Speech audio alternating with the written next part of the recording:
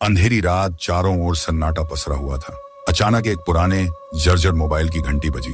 क्या तुम एक खेल खेलना चाहते हो? स्क्रीन पर एक अजनबी नंबर से मैसेज आया। अजय ने अनजाने में हाँ लिखकर भेज दिया, यह सोचकर कि कोई मजाक कर रहा है, लेकिन उसे क्या पता था कि उसने अपनी जिंदगी का सबसे भयानक फैसला कर लिया था।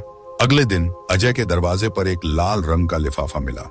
अंदर एक पत्ता था जिस पर सिर्फ एक शब्द लिखा था, आओ, और नीचे एक अज्ञात जगह का नक्शा। जिज्ञासावश वह बताए गए स्थान पर पहुंच गया। वहां कई और लोग मौजूद थे, सभी अजनबी, लेकिन उनकी आंखों में डर और रहस्य झलक रहा था। तभी एक नकाबपोश व्यक्ति सामने आया और बोला, आप सबने अपनी मर्जी से इस खेल में हिस्सा लिया है। यहाँ से बाहर जाने का एक ही तरीका है, खेल खत्म करना या मर जाना। अजय ने चारों ओर देखा। कोई दरवाजा नहीं, कोई खिड़की नहीं, बस एक विशाल हॉल था जिसमें चारों ओर लाल रंग की दीवारें थीं। अचानक तेज बजने वाली सीटी ने सबका ध्यान खींचा। पहला खेल, लाल बत्ती हरी बत्ती। हॉल के दूसरे छोर पर एक बड़ी डरावनी गुड़िया खड़ी थी। उसकी आंखें चमक रही थीं। आवाज आई हरी बत्ती और लोग आगे बढ़ने लगे। फिर आवाज आई लाल बत्ती।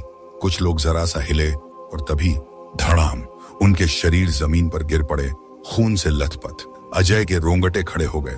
यह खेल नहीं बल्कि मौत का खेल था। वह घबराया, लेकिन उसे पता था कि अगर वह रुका या घबराया तो अगला नंबर उसका होगा। किसी तरह वह अपनी सांस रोककर खेल पूरा करने में सफल रहा। दूसरा खेल, भूतिया शहद के टुकड़े। अगले खेल में सभी को एक शहद की टॉफी दी गई जिस पर अलग अलग आकृतियां बनी थीं। टॉफी को बिना तोड़े अंदर की आकृति निकालनी थी, लेकिन जैसे ही किसी की आकृति टूटती, नकाबपोश गार्ड्स उसे वहीं गोली मार देते। अजय को एक छाता मिला, सबसे कठिन आकृति। पसीने से लथपथ वह धीरे धीरे अपनी टॉफी को चाटने लगा ताकि आकृति बिना टूटे बाहर आ सके।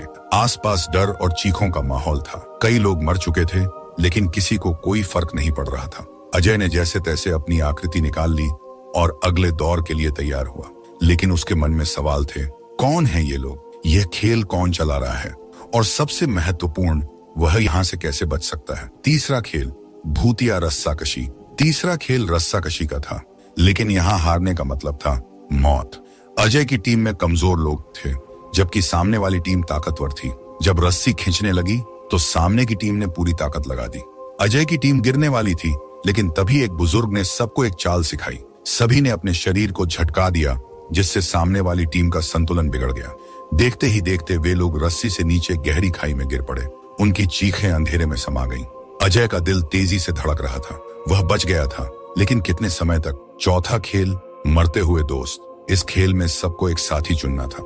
अजय ने अपने पुराने दोस्त विशाल को चुना, लेकिन तभी एक नई घोषणा हुई, तुम्हारे साथी ही तुम्हारे विरोधी हैं, केवल एक ही बचेगा।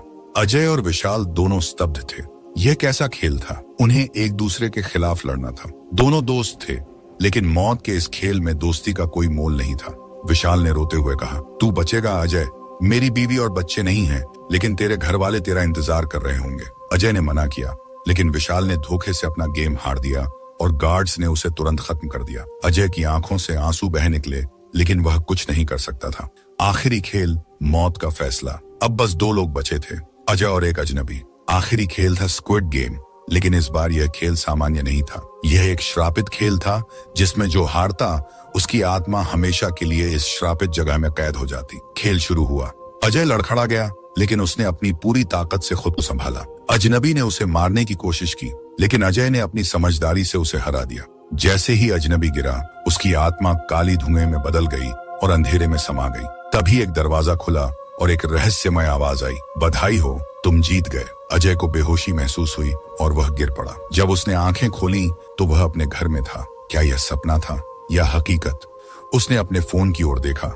वहां वही पुराना मैसेज था, क्या तुम एक खेल खेलना चाहते हो?